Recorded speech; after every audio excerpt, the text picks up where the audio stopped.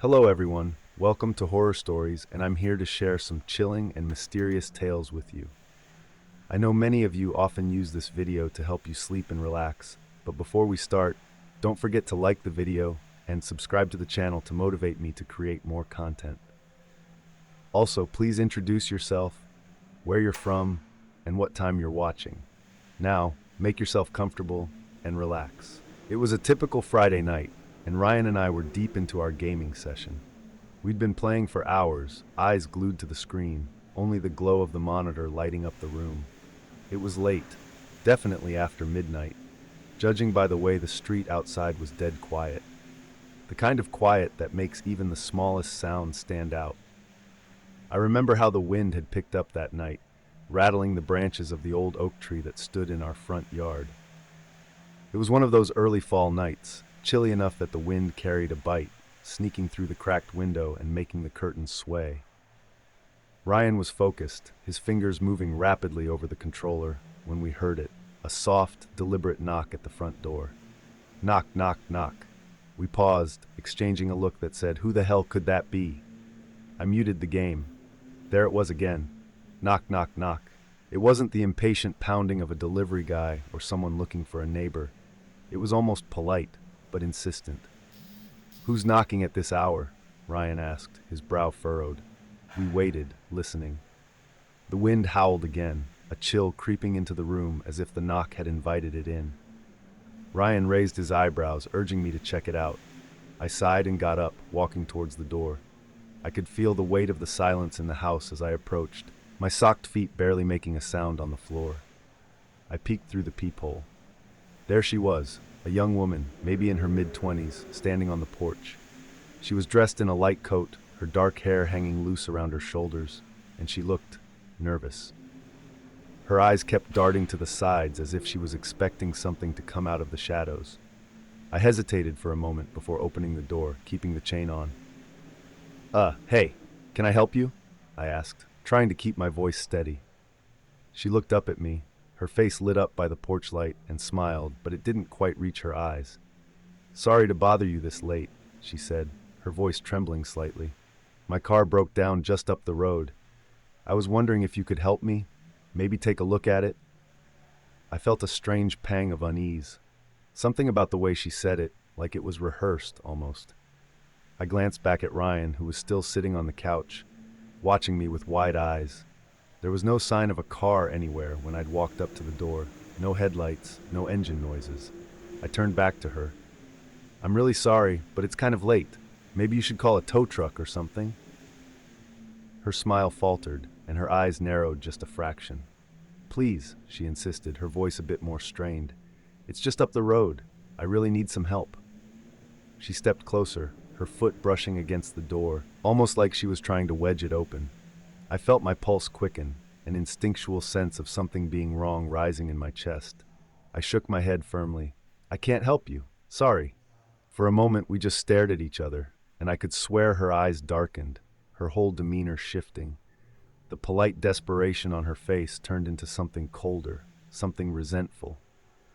She didn't say anything, just stood there for a long, tense second before turning abruptly and walking away, disappearing down the steps and into the night. I closed the door quickly, locking it and sliding the chain back into place. Ryan exhaled loudly behind me. "Dude, that was weird," he said, his voice cracking slightly as he spoke. I nodded, trying to shake off the feeling of dread that had settled in the pit of my stomach. We went back to the couch, but the vibe had shifted. The game was still on pause, the glowing screen now feeling like the only warmth in the room. I grabbed the remote and unmuted it, but my mind wasn't on the game anymore. I kept glancing at the window, half expecting to see her staring back at us from the shadows. About 10 minutes passed, enough for us to settle back in, almost convince ourselves it was nothing, when we heard it again. Not at the door this time, but from the back of the house. Knock, knock, knock. I froze, my eyes locking onto Ryan's. His face had gone pale. The knock was soft but deliberate, coming from the back door, the one that opened into our small, fenced-in yard. No one should have been back there. The gate was latched, and there was nothing but woods behind us for at least half a mile. "Did you lock it?" Ryan whispered, his eyes wide, fear flickering behind them. I swallowed, nodding slowly. I thought I had. I got up again, my legs feeling like lead, and made my way to the kitchen. The back door had a small window, and as I approached, I could see her, standing there, her face barely visible through the glass. Her expression was blank, her eyes fixed on the door. She knocked again, her hand moving slowly, like she was sure I'd eventually give in. "Please," she said, her voice muffled through the door. "You have to come with me. It's just up the road." A shiver ran down my spine. I didn't open the door this time. "I told you I can't help you," I said loudly, trying to keep my voice from shaking. I took a step back, but she didn't move. She just stood there, staring, her eyes seeming to darken again, like the pupils were swallowing the light. Ryan appeared in the doorway of the kitchen, his face a mix of terror and confusion. "Is she still there?" he whispered. I nodded, motioning for him to stay back. The woman's face twisted then, the polite facade cracking. Her lips curled into a snarl, and without warning she slammed her fist into the window. The glass rattled, a spiderweb of cracks appearing where her fist had struck. Ryan let out a yelp, and I grabbed the nearest thing I could find, a broom, and held it out in front of me like it would somehow help. She stared at us through the cracked glass, her breathing visible in the cold night air, her eyes filled with something I could only describe as rage. Then, just as suddenly as it started, she turned and ran, disappearing into the dark once more. Ryan and I didn't wait to see if she'd come back. We called the cops, our voices shaky as we tried to explain what had happened. It felt surreal, like we were describing a scene out of one of those horror movies we always laughed at for being unrealistic. The dispatcher said they'd send someone over, and we waited, every creak of the house making us jump. When the cops finally arrived, we explained everything. How she'd knocked on the front door, then appeared at the back, how she'd tried to break the window. They took a look around, checked the yard and the street, but found nothing.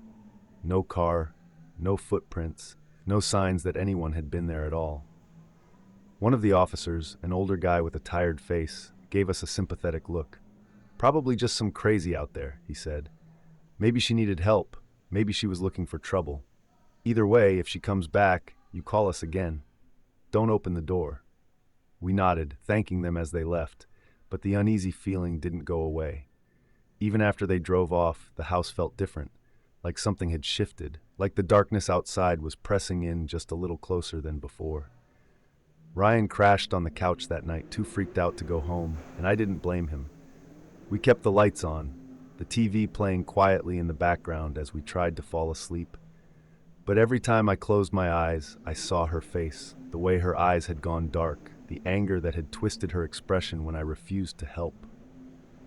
Morning came slowly, the first light of dawn finally easing some of the tension that had gripped the house. We laughed it off a little, tried to make jokes about it over cereal, but it didn't quite land. There was a heaviness, an unspoken fear that neither of us wanted to acknowledge. A few days passed, and we didn't see her again. But the feeling stayed, the sense that something was out there, watching. I started double-checking the locks every night, making sure every window was shut tight. Ryan stopped coming over as much, and when he did, he always left before dark. Neither of us said it, but we both felt it, like we'd narrowly escaped something we didn't understand, something that wasn't done with us yet. The twist came about a week later. I was scrolling through local news on my phone when I saw it, a report about a woman found in the woods, not far from my neighborhood. The article said she'd been missing for weeks, her car discovered abandoned just up the road. The picture they used was grainy, but it was her. The same dark hair, the same nervous smile. My stomach dropped as I read the details. She'd been dead for over a month. I showed Ryan the article, my hands trembling as I held out my phone. His eyes went wide as he scanned the text, his face growing paler with every word. He didn't say anything at first, he just stared at the screen, his mouth slightly open like he was trying to find the right words, and nothing would come out. Eventually, he looked up at me, his voice barely above a whisper. "Dude, that's her. That's the woman." I nodded, feeling a cold shiver crawl up my spine. It was impossible, but there it was, right in front of us. She'd been dead for over a month. But I knew without a doubt it was the same woman who'd been knocking at my door, who'd been demanding we follow her into the night. My throat went dry as I struggled to make sense of it. If she'd been dead that whole time, who or what had we seen? We spent the rest of that day in a daze, unable to focus on anything else. We tried to piece it together, tried to rationalize what we'd seen, but nothing made sense. The fear that I'd tried to push down came rushing back, and I realized it was never going to leave. Every creak of the floor, every flicker of the lights, it all seemed different now, like a reminder that there was something out there beyond the world we understood. That night, Ryan insisted on staying over again, and honestly, I was glad for it. There was no way I wanted to be alone. We locked every door, every window, and even put furniture in front of the back door. It felt paranoid, but we didn't care. We needed to feel safe, even if it was just an illusion. We ended up sitting in the living room, the TV playing in the background while we tried to distract ourselves with anything that wasn't related to that woman. But nothing really helped. Every few minutes, I'd catch Ryan glancing at the windows or looking towards the hallway, his eyes full of unease. It was around midnight when it happened again. There was no knock this time, just a sound, a rustling like something moving outside the window. My heart skipped a beat and I shot a look at Ryan. He heard it too. We both froze, straining to listen, the noise growing louder, coming from the side of the house. It wasn't the wind. It was deliberate, purposeful, like footsteps slowly scraping across the gravel path outside. "Did you hear that?" Ryan whispered, his eyes wide with panic. I nodded, my mouth suddenly dry. The rustling continued, circling the house, the sound growing closer. It stopped just beneath the living room window. We both stared at the curtains, the flimsy fabric swaying slightly as the wind pressed against the glass. I swear I could feel my heart pounding in my chest, the fear squeezing my lungs. Ryan pointed towards the light switch, silently urging me to turn it off. I nodded, slowly getting up from the couch, trying to move without making any noise. I reached out, my fingers brushing against the switch, when suddenly, the curtains moved. It was subtle, like someone brushing their hand against the fabric, but it was enough to send us both into a panic. Ryan bolted from the couch, his eyes wide as he gestured frantically for me to get down. I dropped to the floor, crawling over to him, my heart pounding so hard I thought it might burst. The rustling sound grew louder, moving along the wall towards the back door. I could hear the soft scrape of nails or fingertips against the siding, the sound so deliberate, so unnervingly patient. Ryan and I huddled together behind the couch, neither of us daring to make a sound. The only light in the room was the faint glow of the TV, casting eerie shadows across the walls. Then came the knock. Knock, knock, knock. It wasn't at the front door. It was at the window, just above where we were hiding. I looked up, my breath catching in my throat as I saw the silhouette, a figure standing just outside, the shape of a head and shoulders barely visible through the thin curtain. I could feel Ryan trembling beside me, his hands clenched tightly around his knees. "Please." The voice was muffled, almost pleading. "It's just up the road. You have to come with me." I closed my eyes, every muscle in my body tense. It wasn't real. It couldn't be real. The woman in the news article was dead. She'd been found in the woods, her body decaying for weeks. But somehow, she was here, right outside my window, asking for help in that same hollow, rehearsed voice. The knock came again, louder this time, more insistent. The silhouette moved, pressing closer to the glass, and I could see her hand now, fingers splayed against the window pane. The nails were dark, almost black, and there was something about them that looked wrong, like they were too long, too sharp. Ryan made a small sound, barely more than a whimper, and the figure froze. The head turned slightly, as if listening. I held my breath, praying she couldn't hear us, that she would just go away. But then, slowly, the knocking started again, rhythmic and deliberate, like she knew we were there and was just waiting for us to give in. I don't know how long we stayed like that, huddled behind the couch, listening to that relentless knocking. It felt like hours, the sound echoing in my head, each knock a reminder of how trapped we were. Eventually, it stopped. There was a long moment of silence, followed by the soft rustling of movement, the figure slowly stepping away from the window. We didn't move. Not for a long time. It was Ryan who finally spoke, his voice barely audible. Is she gone? I didn't answer at first. I wasn't sure. I slowly peeked around the corner of the couch, my eyes scanning the room. The curtains were still, the window empty. The only sound was the low hum of the TV. I exhaled shakily, nodding to Ryan. I think she's gone. We didn't sleep that night. We stayed up, every light in the house turned on, both of us too scared to close our eyes. When morning finally came, we packed up some stuff and left. Ryan went home to his parents, and I went to my aunt's house on the other side of town. I couldn't stay there, not after everything that had happened. I never saw her again, but I still think about that night all the time. I think about the way she looked at me through the peephole, the way her expression twisted when I refused to help. I think about the sound of her voice, the way it echoed through the door, pleading and demanding all at once. And I think about the article, about the woman who died alone in the woods, her car abandoned, just up the road. I wonder if she'd been looking for help too, if she'd knocked on someone's door, only to be turned away. I wonder if that's why she came to us, why she wouldn't leave us alone. Maybe she was angry, maybe she was lost, or maybe she was just trying to find someone, anyone who would listen. Even now, I still lock every door, every window, double-checking each latch before I go to bed. Because sometimes, late at night, when the wind picks up and the house grows quiet, I swear I can still hear it. The soft, deliberate knock of someone standing just outside, waiting to be let in. Knock, knock, knock.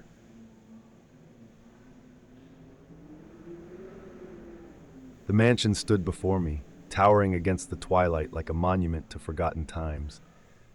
It was a massive structure of stone and shadow, its windows darkened like empty eyes, watching silently as I approached. The soft autumn wind rustled through the trees, but the chill that ran down my spine had nothing to do with the cool air. It was something else, something deeper, almost primal. A feeling I couldn't shake. I jangled the keys nervously in my hand as I fumbled with the lock. "It's just nerves," I whispered to myself. After all, house-sitting an enormous, centuries-old mansion wasn't exactly your run-of-the-mill favor, especially one that looked like it had stepped straight out of a Gothic novel. With a low creak, the heavy oak door swung open, revealing a yawning darkness beyond. My footsteps echoed loudly as I stepped inside, swallowed by the cavernous space. The only sound that greeted me was the slow, relentless ticking of an antique grandfather clock in the entryway. I flicked on the light switch. Nothing. The place was as dark as a tomb. "Hello?" I called out, my voice small in the overwhelming silence. It felt ridiculous to ask, but in a house this big, you couldn't be sure. No answer came. "Get a grip, Sarah," I muttered under my breath. "It's just you, just like Mrs. Blackwood said, alone, nothing to worry about." I grabbed my suitcase and headed upstairs, the plush red carpet muffling my footsteps.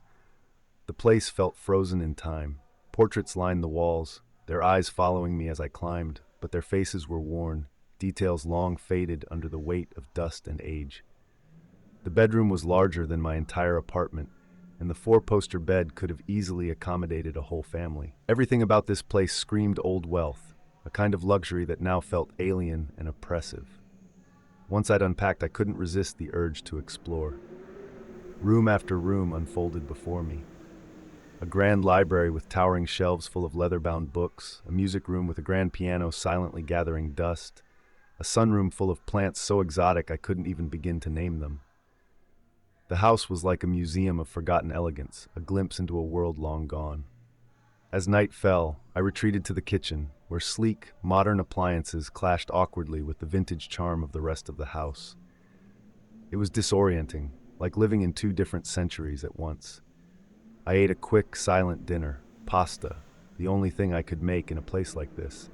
The scrape of my fork on the plate was unnervingly loud in the cavernous space. That first night, sleep was hard to come by. The house was alive in ways that my city apartment had never been. It creaked and groaned as if the very walls were settling, sighing under the weight of history. Every sound jolted me awake, my heart pounding, convinced for just a moment that I wasn't alone. The next morning, sunlight streamed through the dusty windows, painting the room in a pale, ghostly light. Despite the eerie first impression, the house seemed more bearable in daylight. Determined to shake off the previous night's jitters, I decided to explore more. As I wandered back into the library, something caught my eye, a small door tucked behind one of the shelves. How had I missed that before? It was slightly ajar, almost inviting. Curiosity got the better of me, and I pushed it open, revealing a narrow, spiraling staircase descending into darkness. I hesitated. Something about it felt wrong. But it was just a house, right? Just another room waiting to be explored. Grabbing a flashlight, I ventured down. The air grew colder with each step. The basement was vast, much larger than I'd anticipated.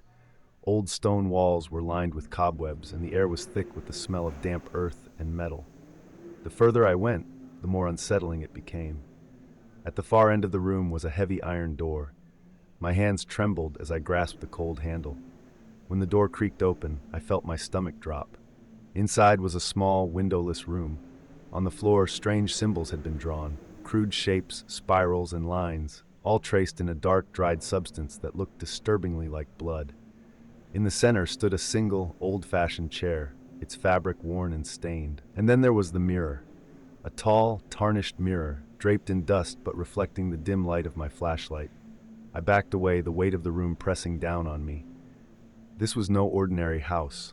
There was something darker here, something ancient and wrong. That night, the house felt different, more oppressive. It was like the walls themselves were closing in, watching, waiting.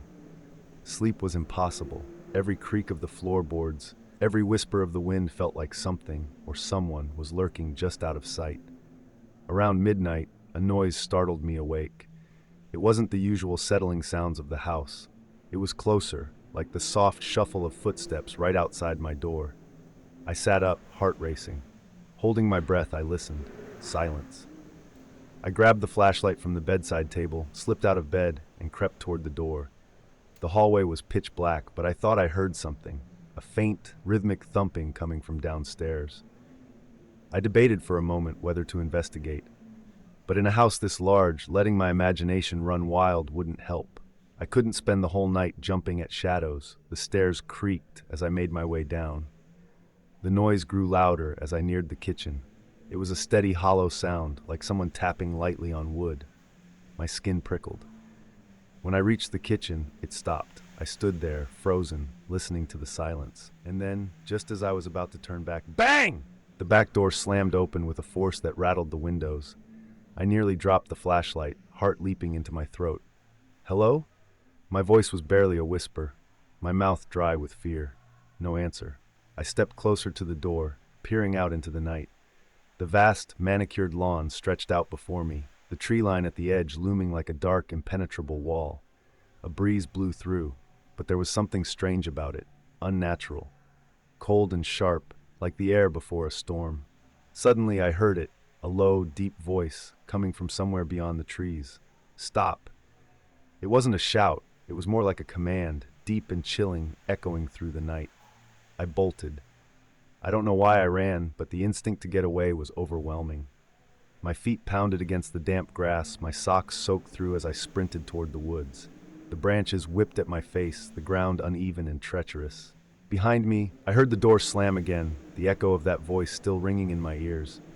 By the time I reached the trees, I was gasping for breath. I turned just for a moment to see if anyone had followed. The lawn was empty, but I could still feel it, whatever it was, watching. I had no sense of direction, no plan. I just ran, deeper and deeper into the woods, the underbrush grabbing at my legs, the trees closing in. I stumbled over roots, nearly falling, but the thought of stopping terrified me. Whatever was in that house, or whatever had called out to me, wasn't human. The climb grew steep, my muscles screaming in protest with every step. I was lost, hopelessly lost. And yet, even through the fear and exhaustion, something inside me knew I couldn't stop. The voice echoed in my mind, stop. But I wouldn't.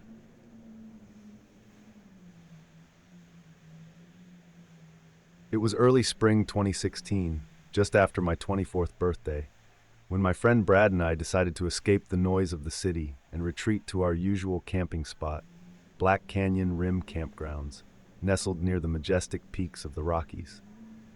The campsite was surrounded by tall pine trees, offering a breathtaking view of the mountains in the distance. The air was filled with the sweet scent of pine and the melodious chirping of birds. It was our sanctuary, a place we visited 2 or 3 times a year, always a couple of hours' drive away, making it the perfect weekend getaway. As we drove down the narrow dirt road leading to the campground, I felt the tension of city life slip away. The sign at the start of the road informed us about local wildlife and fire warnings, setting a rustic mood. The road was mostly straight with just one split, and we once even ventured down the longer path just to see where it led. One route took us to a ranger tower, the other ended in a dead end, swallowed by thick forest. This time, as we parked the car and unloaded our gear, I felt a strange sense of foreboding wash over me. I shrugged it off, attributing it to the sheer isolation of the place.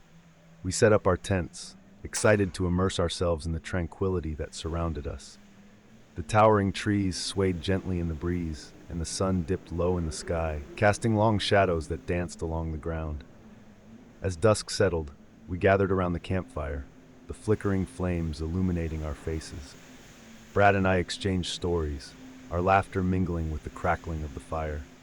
But as the night deepened, an unease settled in my chest, a gnawing feeling I couldn't quite shake. After a while, we decided to call it a night. As I crawled into my sleeping bag, I could hear the sounds of the forest, the rustle of leaves, the distant call of an owl, and the soft whispers of the wind. I lay back down on the pillow, trying to relax, but a sudden wave of fear washed over me. I felt an inexplicable sensation, like someone was watching me. I glanced at the tent's entrance, which was securely zipped, but a chill crept up my spine. Just then, I noticed a glint of light reflecting off something outside. My heart raced as I listened closely, hoping to hear nothing unusual. But then I saw it, a hand outside, slowly pulling the entrance open. The hand was holding something shiny, but I couldn't make out what it was. The silence was deafening, broken only by the sound of an old-fashioned camera shutter clicking repeatedly. It was a sound I hadn't heard in years, reminiscent of my grandfather taking family photos.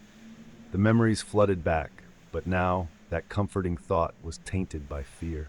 "What the hell?" I whispered to myself, my throat dry. I wanted to scream out to Brad, but my voice felt trapped.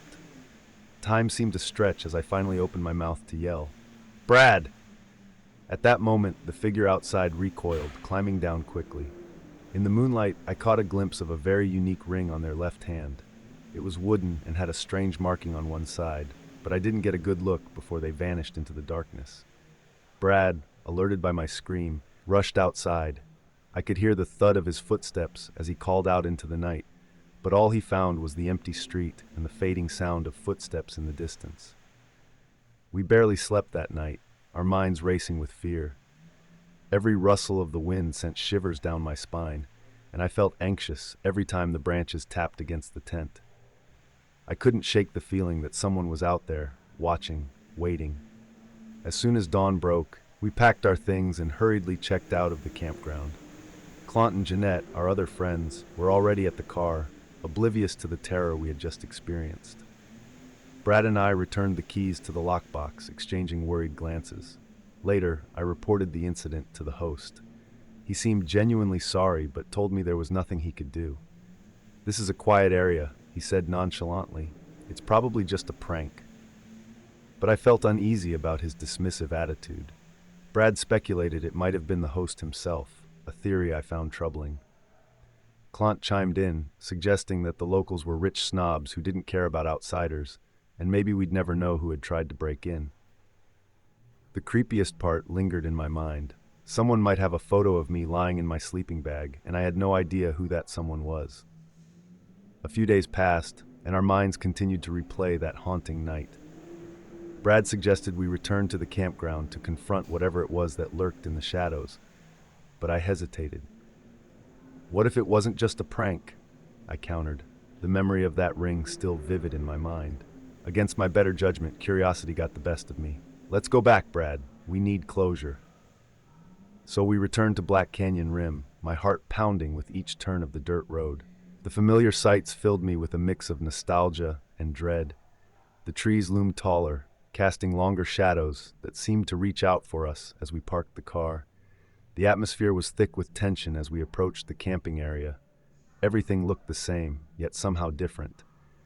I felt as if the forest itself was holding its breath, waiting for us to disturb its silence. As we set up our tent, the air grew colder, and an unnatural stillness enveloped us.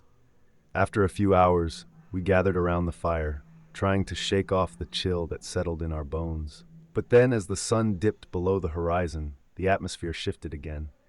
I felt that familiar sensation of being watched. My eyes darted to the woods, where shadows danced ominously. "Did you hear that?" I asked Brad, my voice barely above a whisper. He nodded, eyes wide. It sounded like footsteps. The clicking noise returned, echoing through the trees, sending a chill down my spine.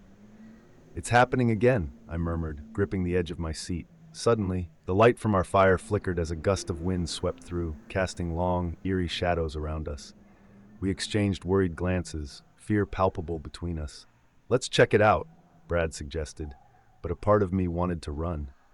Together, we moved toward the darkness beyond the firelight, hearts racing. As we stepped into the woods, the atmosphere changed. The air felt thick and heavy, and every crackle of twigs beneath our feet echoed like thunder in the stillness. "Stay close," Brad whispered, his voice tense. As we ventured deeper, the sound of the clicking grew louder, echoing around us like a sinister heartbeat. My breath quickened as I felt the weight of unseen eyes upon us. "Do you see anything?" I asked, peering into the shadows. "No," he replied, but I could see the fear mirrored in his eyes. Suddenly, we spotted a flash of movement ahead, a figure darting between the trees. "Did you see that?" I gasped, adrenaline surging through me. "Yeah," Brad breathed, his face pale. "We need to go back." But before we could turn, the figure emerged from the shadows, illuminated by the faint moonlight. It was a woman, her long hair cascading around her shoulders. In one hand she held a camera, and on her left hand I recognized the wooden ring with its peculiar marking. "Who are you?" I demanded, my voice trembling. She smiled eerily, the moonlight catching her eyes, making them glimmer with an unsettling brightness. "I've been waiting for you," she said softly, the clicking of the camera shutter echoing around us. My heart raced as I took a step back. "What do you want?" "Just a picture," she replied, raising the camera as if to snap a shot. Before I could react, Brad shouted, "Run!" and we bolted, stumbling over roots and fallen branches, the sound of the clicking shutter haunting us in the darkness. We didn't stop until we reached the safety of our car. Panting, we locked the doors, our hearts racing as we glanced at each other in disbelief. "What just happened?" Brad gasped. "I don't know," I replied, shaking, "but I think she had a photo of me from before." We drove away from Black Canyon Rim, the haunting images of that night forever etched in my memory. The feeling of being watched lingered long after we left, and I couldn't shake the dread that someone was still following us, carrying secrets we were never meant to uncover.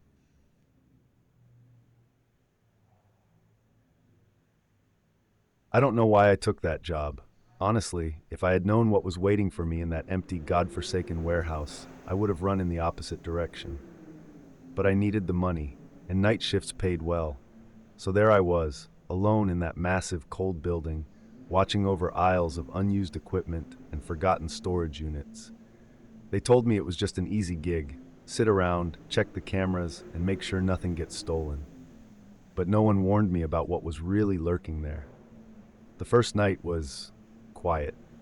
Too quiet, if that makes sense. It's strange how silence can become unnerving after a while. I could hear every step I took, each one echoing off the concrete walls and metal shelves. The building itself seemed alive, creaking and groaning as if it were settling into place, but I brushed it off. Buildings make noises, right? Especially old ones like that. My little security office was tucked away in the corner, surrounded by monitors that showed the warehouse from different angles. Rows and rows of shelves stretched out into the distance on the screens, illuminated by weak fluorescent lights that buzzed overhead. I had my phone, a thermos of coffee, and a flashlight. It should have been easy, but by the second night, something felt off. I was doing my usual rounds, walking the perimeter with my flashlight. It was cold, too cold for indoors, and the kind of cold that makes your bones ache. The flashlight flickered, which was odd because I'd just changed the batteries. And then I heard it, footsteps. Not the normal, echoey sounds my own steps made when they bounced off the walls, but light, soft footsteps, almost like someone was barefoot, moving carefully. I froze, my breath catching in my throat. I flicked the beam of the flashlight down one of the aisles, but there was nothing, just rows of dusty, forgotten crates. I stood there, listening, hoping, no, praying that it was just my imagination. But then it came again, this time closer, like it was just around the corner. My heart started pounding, and I could feel the adrenaline pumping through me, every instinct screaming to get the hell out of there. But I had a job to do, right? I couldn't just run. "Hello?" I called out, my voice shaky, barely louder than a whisper. No answer, just silence, thick and heavy, pressing in on me from all sides. I convinced myself it had to be an animal, maybe a rat or something. But the footsteps, they were too deliberate, too human. I finished my rounds that night in record time, locking myself in the office on sunrise. I kept telling myself I was being ridiculous, that it was nothing. The third night was worse. I didn't want to go back. Every fiber of my being was screaming not to return, but I needed the paycheck, and so I pushed the fear down, pretended it was all in my head. I sat in the office, watching the monitors, sipping my coffee and trying to focus on something. Anything else. That's when I saw it. A shape, barely visible on the farthest monitor, just at the edge of the camera's view, standing between two aisles. I blinked, my eyes straining to make out what it was. At first I thought maybe it was a shadow, a trick of the lights, but it didn't move with the flickering of the bulbs. It was tall, human-shaped, but its face, I couldn't make out any features. It was just standing there, still as a statue. My pulse quickened, hands trembling as I reached for the radio. But what would I say? That I saw a figure on a camera? No one would believe me. I took a deep breath, looked back at the screen, and it was gone. Vanished. Just like that. I jumped out of my chair, grabbed the flashlight, and made my way to that section of the warehouse. My footsteps were louder than ever, echoing in the dead silence. The closer I got, the colder the air became, and the smell hit me, something foul, like rotting meat. It clung to the back of my throat, making me gag. I reached the spot where I'd seen the figure, my heart pounding so hard I thought it might burst out of my chest. But there was nothing, no sign of anyone, just empty shelves and silence. I turned to leave, but as I did, I felt it, this intense, overwhelming sensation that I was being watched.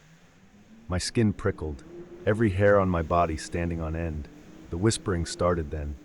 It was faint at first, like someone was standing just behind me, muttering words I couldn't quite understand. I spun around, shining the flashlight in every direction, but there was no one there. The whispers grew louder, surrounding me, coming from all directions at once. "Get out." The words were clear now, sharp and cutting through the air like a knife. I bolted. I didn't care about the job anymore. I ran through the aisles, past the shelves, through the cold and the dark, until I was back in the office, slamming the door behind me. I locked it, turned off the lights, and crouched behind the desk, trying to calm my breathing. But the whispers, they didn't stop. They were inside the room now, closer, like they were crawling up my spine. I don't know how long I sat there, but eventually everything went silent. The air felt heavy, thick with tension. I got up slowly, peeking over the desk at the monitors. That's when I saw it again, the figure. Only this time, it was standing right outside the office door. My stomach dropped. I could hear the soft thud of footsteps approaching, slow and deliberate, like it knew I was trapped. I reached for the flashlight, holding it tight in my sweaty hands, but the batteries were dead. I was in complete darkness, the only light coming the faint glow of the monitors. The footsteps stopped, right outside the door.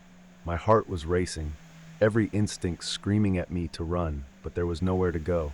Then, without warning, the door handle started to turn slowly, as if whoever or whatever was on the other side was toying with me, drawing out the fear. And then it happened.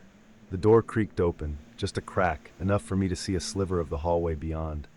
But there was nothing there. No figure, no footsteps, just empty space. I stared at the door, my mind racing, trying to make sense of what was happening. But before I could react, the lights in the office flickered and died. Total darkness. That's when I heard it, right behind me. A whisper, soft but unmistakable, "You shouldn't have come back." I don't remember much after that. Just cold, suffocating fear, the sensation of being pulled into the dark, and the overwhelming certainty that I wasn't alone. I quit the next day. Didn't even bother to collect my paycheck. Whatever was in that warehouse, it wasn't human, and I wasn't going to stick around to find out what it wanted.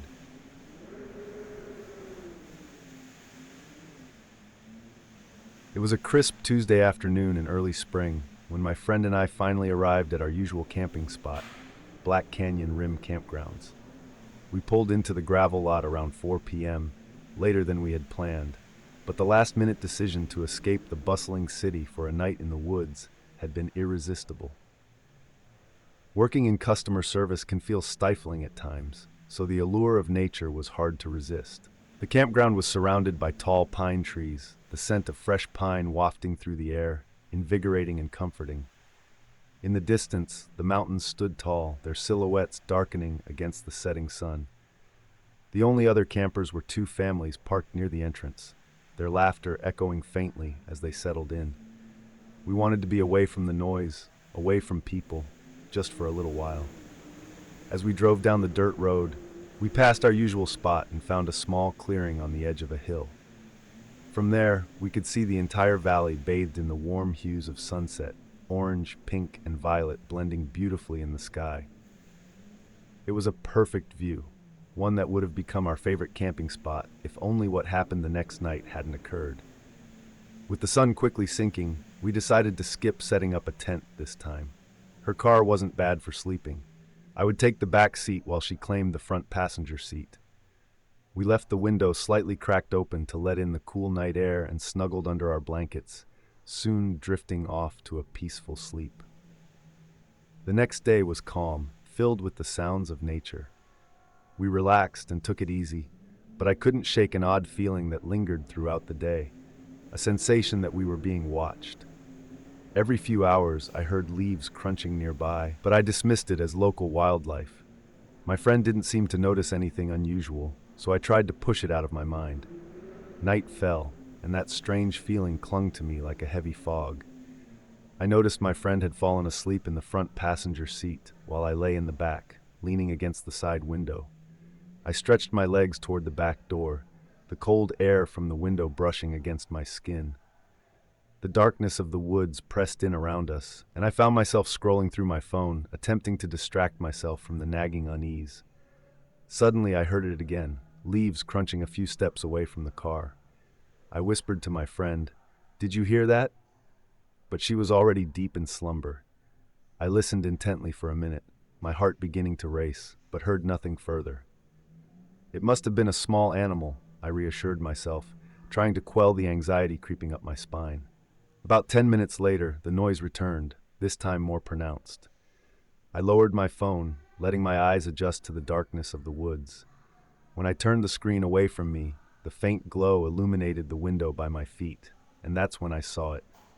Two dirty, scabbed hands were gripping the window, fingers stretching inside the car. The nails were long, messy, and dark, a grotesque sight. A face pressed against the glass, its breath fogging the window in intermittent puffs. All I could see were the reflections of those empty black eyes staring back at me, unblinking and unsettling. I was frozen in place, unable to move or scream. Time stretched into an eternity as I locked eyes with this horrifying entity. Thoughts raced through my mind. Why hadn't they run away when they saw me notice them? What were they planning? After what felt like 10 seconds of sheer terror, the hands slowly released their grip on the window, retreating back into the darkness. The fog on the glass dissipated moments later, and I could hear the dreaded crunch, crunch, crunch of footsteps fading into the distance. I sat there, my mind racing. Why hadn't I done anything? Why was I still frozen in fear? Just then, a surge of adrenaline coursed through my body, and I pounded on my friend's seat, waking her from her sleep. She blinked at me, confusion written all over her face. I quickly unlatched the back door and kicked it open with a loud thud, scanning the dark woods for any sign of movement. "What's going on?" she asked, her voice laced with sleep. "I think someone was just outside," I whispered urgently, my heart pounding. I could still feel the icy grip of fear wrapping around me, the memory of those hands fresh in my mind. We stepped out of the car together, the night air suddenly feeling much colder. The only sound was the whispering wind rustling through the trees. I strained my ears, hoping to hear something, anything that would explain what had just happened. But the woods were eerily silent, as if they were holding their breath. I moved cautiously around the car, the crunch of gravel beneath my feet sounding too loud in the stillness. The shadows danced around us, the flickering light from the nearby campfire barely illuminating the area. I felt my friend's presence beside me, her breathing shallow, her eyes wide with fear. "Do you think it was just an animal?" she asked, her voice trembling. I shook my head, recalling the horrifying image of those hands. No, it wasn't. It felt wrong, like it was watching us. We stood there for what felt like an eternity, the darkness pressing in, our senses heightened. Just as I was about to suggest we get back in the car, I heard it again. The crunching leaves, but this time it was closer, unmistakably human. "Get in the car!" I shouted, urgency spilling over as I pushed her toward the passenger door. I climbed in quickly, locking the doors as I glanced back toward the trees. As we huddled in the car, the world outside felt ominous and threatening. I turned on the interior light, illuminating our faces, our expressions filled with dread. "What do we do?" she whispered, her eyes darting around. "Stay quiet. We need to listen," I replied, my voice low and steady, despite the panic swelling within me. Minutes passed, each second stretching into eternity. The only sound was the wind whispering through the trees, the occasional rustle making us jump. Just when I thought we might be safe, the crunching resumed, this time accompanied by a soft, mocking laugh that sent chills down my spine. "Did you hear that?" my friend gasped, clutching my arm. I nodded, my heart pounding in my chest. "We need to get out of here. Now." I started the car, the engine roaring to life, but before I could shift into gear, the lights flickered on something outside. A figure emerged from the shadows, silhouetted against the trees. It was tall, its features obscured in darkness, but I could see the distinct outline of those dirty hands, raised and open, as if inviting us to come closer. "Drive! Drive!" I yelled, panic gripping me. My friend slammed her foot on the gas pedal, and we lurched forward, the tires kicking up gravel as we sped down the dirt road. The figure faded into the darkness behind us, but I couldn't shake the feeling that it was still watching. We drove in silence, our hearts racing, adrenaline coursing through our veins until we reached the main road. Only then did we stop to breathe, the tension slowly beginning to dissipate. We pulled over and looked at each other, the reality of what had just happened settling in. "What was that?" my friend finally managed to say, her voice shaking. "I don't know," I replied, still trying to process the terror we had just experienced. "But we're getting out of here." As we sped away from Black Canyon Rim campgrounds, the morning light began to break through the trees, casting long shadows across the road. The vibrant colors of dawn offered little comfort. I glanced at my friend, who sat beside me, her knuckles white as she gripped the dashboard. "I can't believe we actually saw something," she said, her voice barely above a whisper. "Maybe it was just a trick of the light or some wild animal," I suggested, though even as I said it, I knew deep down that wasn't the truth. Those hands, that face pressed against the glass, they had felt too real, too intent. We drove in silence for a while, the sound of the engine drowning out our racing thoughts. I couldn't shake the feeling that something had followed us out of the woods. Every time I glanced in the rearview mirror, I half expected to see the silhouette of that figure lurking in the shadows. As we made our way to a small diner about 20 minutes from the campsite, the tension between us began to ease. The familiar smell of coffee and bacon greeted us as we stepped inside. The warmth of the diner was inviting, but I still felt an unsettling chill linger in my bones. After ordering a couple of coffees and a plate of pancakes to share, I watched my friend pick nervously at her food. "Do you think we should tell someone about last night?" she asked, her eyes darting around the diner, as if she expected to see the figure from the woods appear at any moment. "What are we going to say?" I replied. "That we saw a ghost? No one would believe us." "But we have to tell someone. What if it happens to someone else?" she pressed, her voice rising slightly. I took a deep breath, trying to calm my own swirling emotions. "Let's just try to forget about it for now. We're safe here, right?" She nodded, though the worry didn't leave her face. We ate in relative silence, the clattering of dishes and murmur of other patrons filling the air around us. But even as I sipped my coffee, I could still feel the weight of the encounter pressing down on me. As we finished our meal, I suggested we take a short hike to clear our heads. Just a quick one, I said, hoping the fresh air would wash away the remnants of our fear. She hesitated, but eventually agreed. We drove to a nearby trailhead, the sun now fully risen and casting a golden light across the landscape. The hike began easily enough, the trail winding through a forest of tall pines. Birds chirped overhead, and I found myself relaxing as we immersed ourselves in nature. But as we continued deeper into the woods, I couldn't shake the feeling that we were being followed. I glanced over my shoulder frequently, half expecting to see the same figure lurking in the shadows.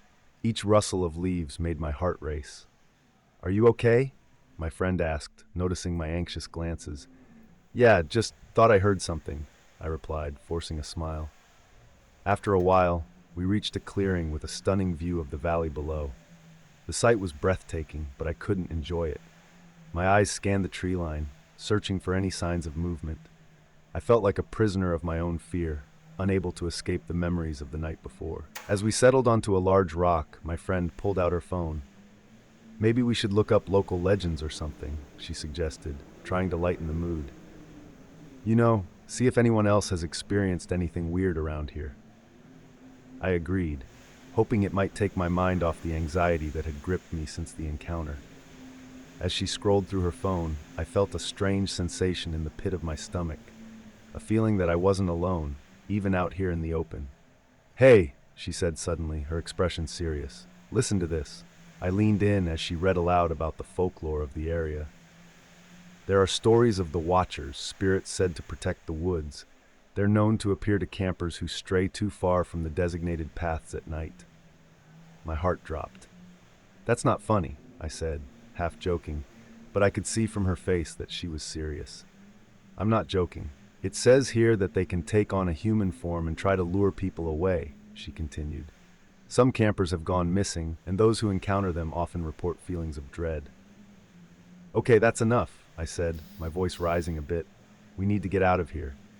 Just then, a sharp snap echoed through the woods, causing us both to jump. I turned, scanning the tree line, my heart racing. "Did you hear that?" "Yes," she whispered, her eyes wide. Another snap sounded, this time followed by a low growl, unmistakable and primal. I grabbed her hand, pulling her to her feet. "Let's go!" We rushed back down the trail, adrenaline coursing through our veins. I didn't dare look back, fearing what I might see. Every step felt like a race against whatever was lurking in the shadows, waiting to pounce.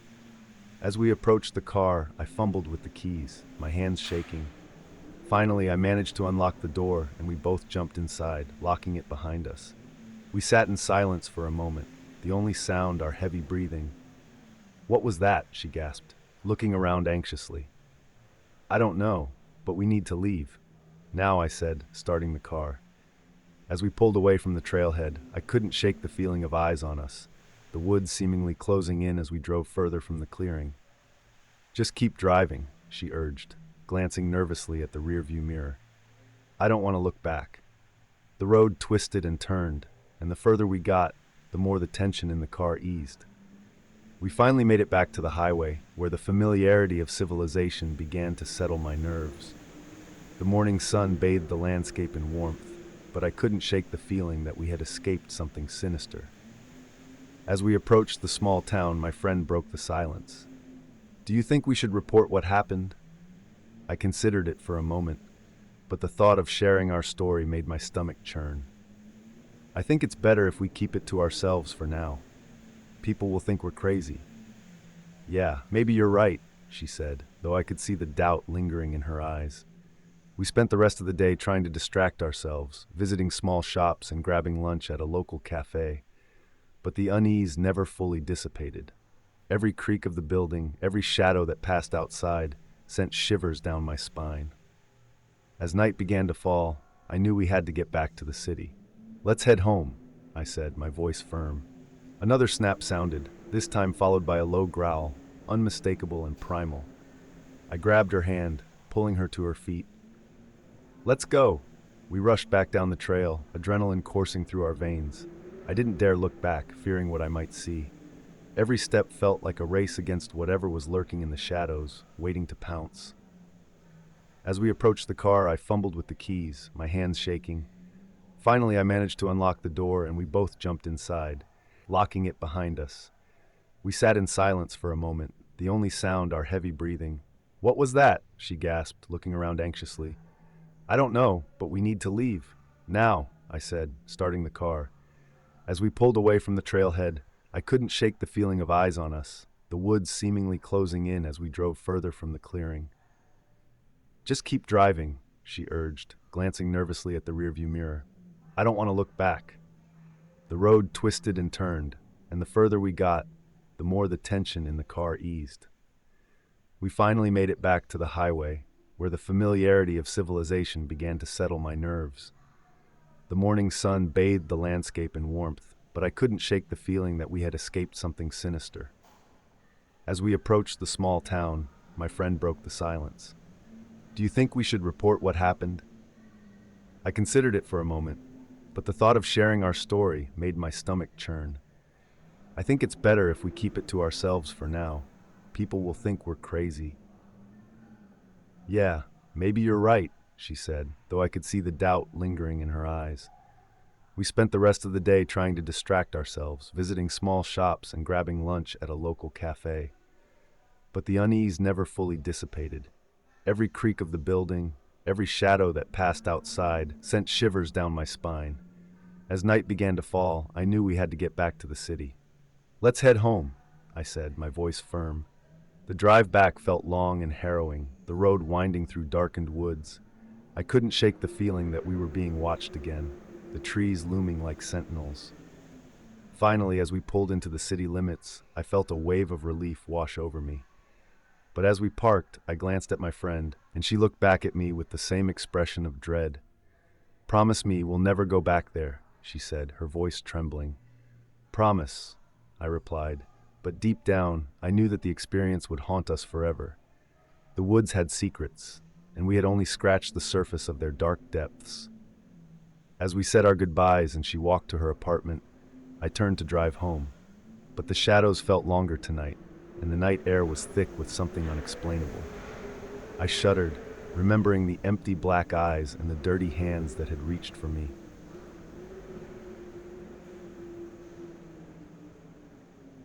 It was a cold evening in early December 1919. The streets of Toronto were bustling with the usual foot traffic, but the mood was somber, as though the creeping cold had dulled the spirits of those wandering the sidewalks. The lights from the street lamps flickered, struggling to pierce through the thick fog that had rolled in from the lake. This fog had a way of swallowing up sounds, making even the busiest city seem eerily quiet. Ambrose Small, the man behind a vast empire of theaters stretching across eastern Canada, was pacing in his office. It was located in one of the grandest theaters he owned, just off Adelaide Street. His face was flushed, not from the cold outside, but from the nervous energy that had been building within him for weeks. Tonight, he had made up his mind.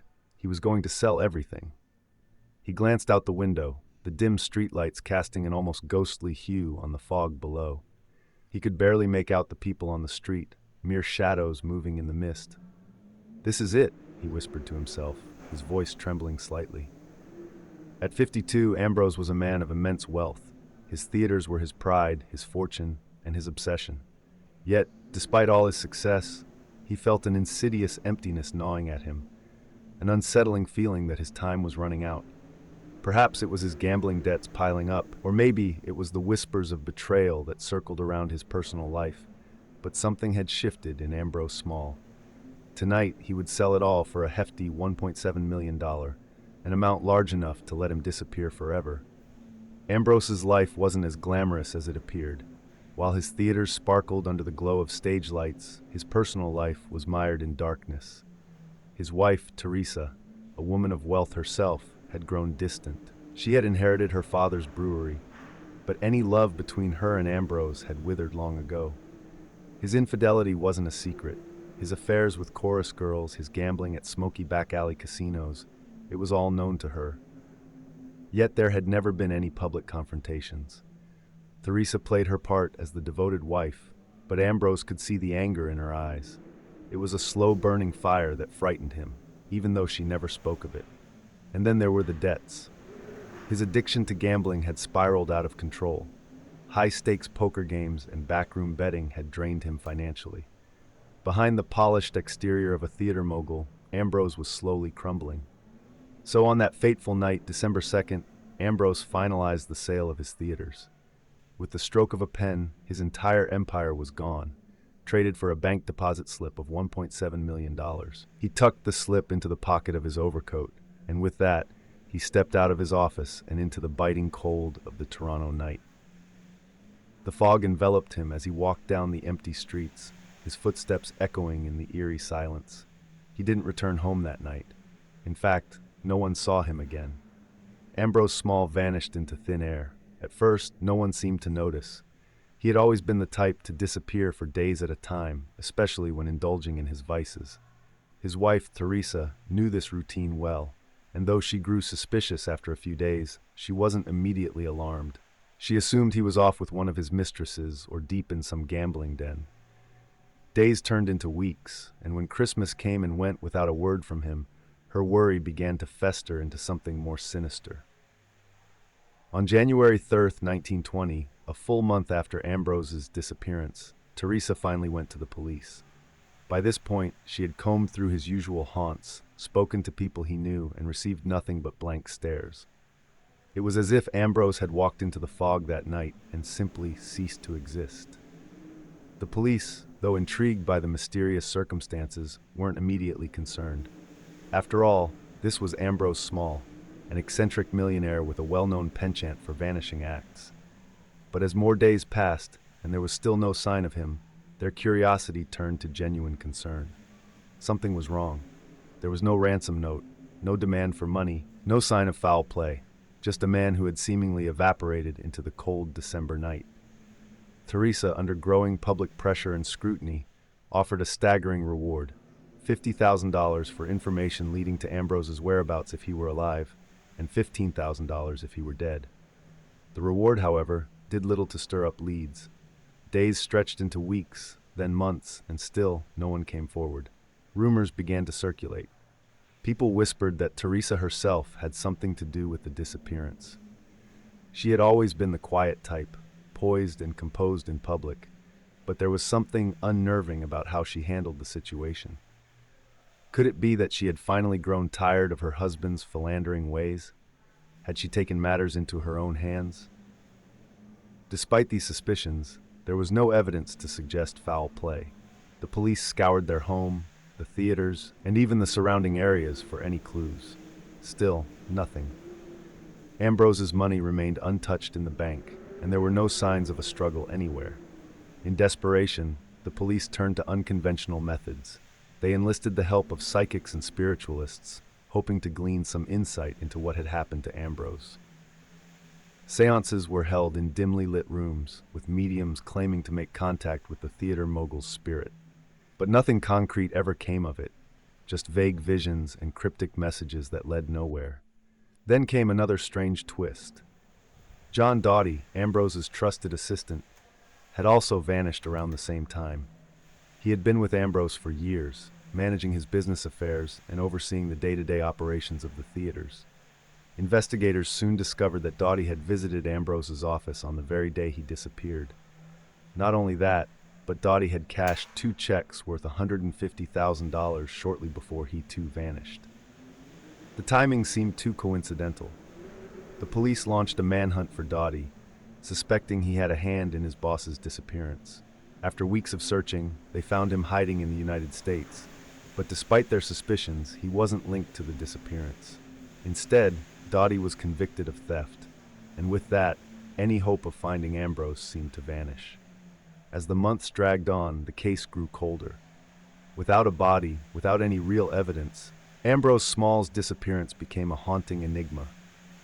His name continued to dominate the headlines, but there were no breakthroughs, no revelations, just silence.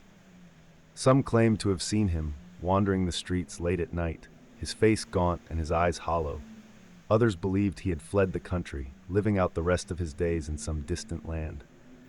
And then there were the darker theories, the whispers that Teresa had murdered him in a fit of rage, or that Ambrose had orchestrated his own disappearance with the help of corrupt police officers. The most chilling theory, however, was the one involving the Grand Theater. Rumors swirled that Ambrose's body had been burned in the furnace beneath the theater, reduced to ash, leaving no trace behind. It was an unsettling thought, one that sent shivers down the spine of anyone who dared to consider it.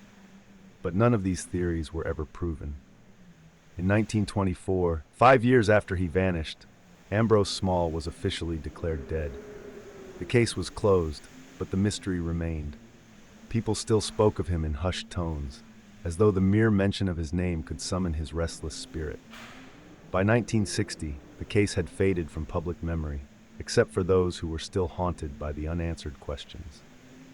The final theory, the one the police quietly settled on, was that Ambrose had suffered some kind of mental breakdown. Perhaps he had lost his memory or been struck by a sudden desire to live out his remaining years in solitude. Whatever the reason, he had simply walked away from his life, leaving behind his fortune, his wife, and his empire. As for his money, it was donated in full to the church as per his will.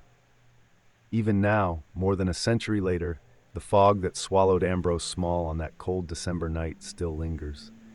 His story is one of those rare mysteries that time refuses to let go of, a chilling reminder that sometimes people can simply vanish, leaving nothing but questions in their wake. As time passed, people in Toronto couldn't help but wonder, what really happened to Ambrose Small? His name became synonymous with unsolved mysteries, whispered in the halls of the old theaters he once owned, where stagehands would swear they heard strange sounds, footsteps in empty corridors, doors creaking open with no one behind them. Some claimed his ghost haunted the very theaters he had sold, forever bound to the empire he had built and mysteriously abandoned. The Grand Theater, where Ambrose had his office, became the epicenter of these ghostly rumors. Several workers reported eerie sightings, figures in the shadows, fleeting glimpses of a tall man in a long coat. A chill would sweep through the building, and lights would flicker without explanation, especially in the basement near the old furnace. It was this furnace that some believed had been the final resting place of Ambrose Small's body. The rumors grew to the point where actors would refuse to work late at night, especially when the theater was empty. No one could shake the feeling that Ambrose was still watching, still waiting for something or someone.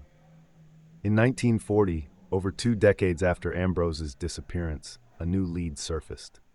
A former detective, now retired, claimed to have discovered something odd during the original investigation, but had been too afraid to pursue it. He told his story in a quiet bar on the outskirts of the city, where a small group of reporters listened, intrigued by the old man's tale. The detective spoke of a visit he had made to the Grand Theater late one night, just weeks after Ambrose vanished. He had been drawn there by a hunch, something about the place gnawing at him. The basement had always made him uncomfortable, and it was there, near the furnace, that he felt something was wrong. The heat from the furnace had been abnormally high, and the air was thick with a foul smell that stuck to his throat. He had wanted to investigate further, but higher-ups in the police department had abruptly shut down his inquiries, labeling them as unnecessary. He was told the case was getting too much attention, and they were under pressure to close it. The detective had always suspected that someone powerful, someone with influence, had a vested interest in keeping the truth buried.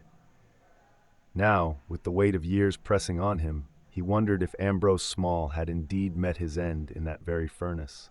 But by then, it was too late. The furnace had long since been replaced, and any evidence it may have held had been lost to time. Though his story reignited public interest, no concrete evidence was ever uncovered. The case remained cold. But the most unnerving piece of the puzzle came decades later, in the early 1960s.